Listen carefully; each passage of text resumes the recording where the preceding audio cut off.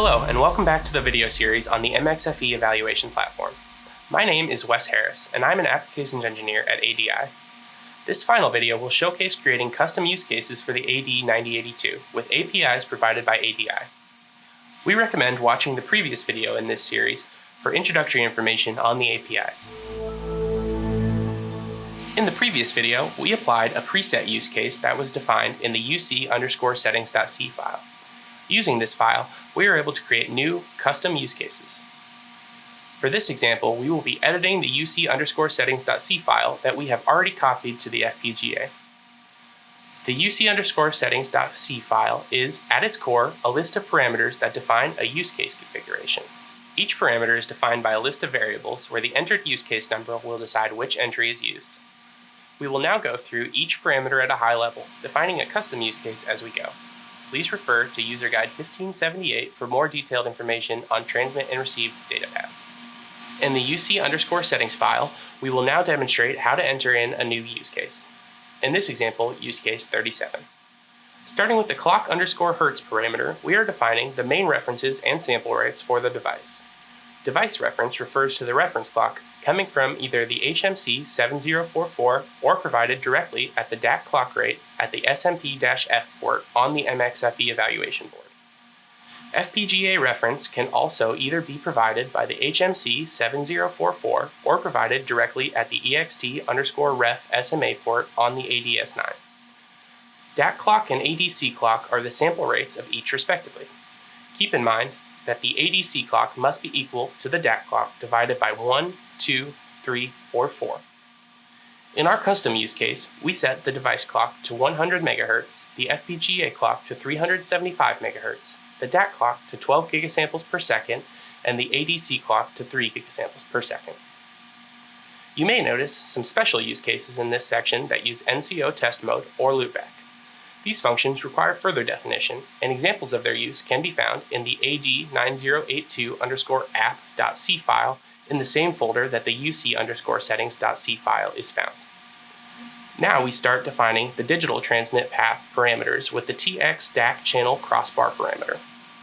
This is defined by your JESD M parameter and whether you're using a dual link or not. Refer to the information provided above the parameter in the code to find the setting you need. For our use case, M is 4, so we will use DAC channel 0 and 1. The next parameter is TX main shift. This defines the frequency that each course NCO upconverts your fundamental by. In our use case, all NCOs will be set to 1000 MHz. Next, we have the TX channelizer shift. This defines the frequency each fine NCO upconverts your fundamental by. We will set all fine NCOs to 0 Hz. The TX channelizer gain defines the gain on each fine channel. This gain control can be used to back off signal strength or for a maximum of 6 dB gain. We will not be using this function, so all values are set to 0. The TX interpolation parameter defines coarse and fine interpolation in the system. These values must take into account your desired data rate and JESD configuration. In our custom use case, we will choose 8 and 1 for our interpolation values, giving us a TX data rate of 1500 megasamples per second.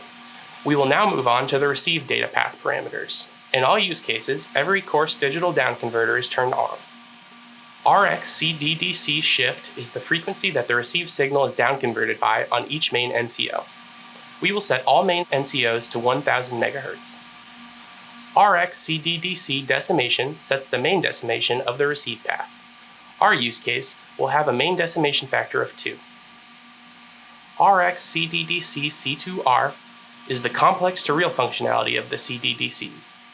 It effectively throws out the Q of the IQ pair that is regularly passed out of the CDDC and passes only the I as a real signal.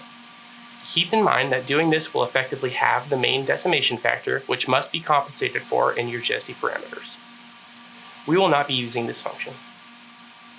RxFDDC select chooses which fine DDCs will be enabled. In our use case, we will only pass 2 IQ pairs, so we will only enable FDDC 0 and 1. RxFDDC shift is the frequency that the received signal is downconverted by on each fine NCO. We will set all fine NCOs to 0 Hz. RxFDDC decimation sets the channelizer decimation of the receive path. The decimation will be set to 1, which effectively bypasses the FDDCs. RX FDDC C2R is the complex to real for the fine DDCs. It behaves the same as the main DDC C2R, but is disabled by default in all use cases. Finally, we will set the JESD parameters.